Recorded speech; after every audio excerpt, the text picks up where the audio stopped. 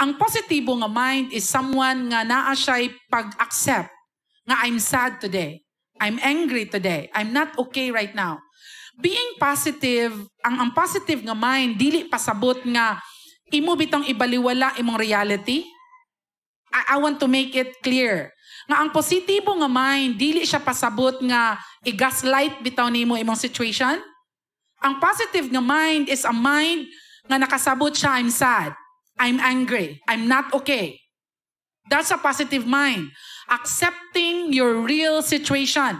Dili nimo siya mura bitaw kag mag-daydream nga di ka okay. Okay ra gyud ko. Pero hurting kay ka, dili ko hurting oy. No, kay mura nakaana og kuan kanang psycho something. Ang positive mind is accepting that you're not okay. Accepting that you're sad. Accepting that you're hurt. But you will say to yourself, nasakitan man ko, sad man ko, dili man ko okay, but I will keep on trusting God.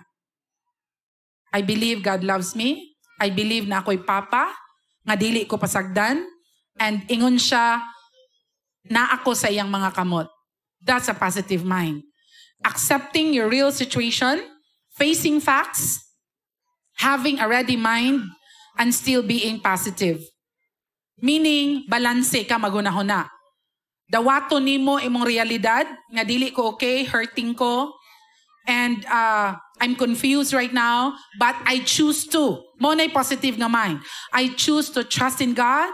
I choose nga He is able to work things together for my good, and I choose na not to be in control. And because of that, pwede ka mo ingon igsuon nga, Lord, tabangi ko ani nga situation. Amen?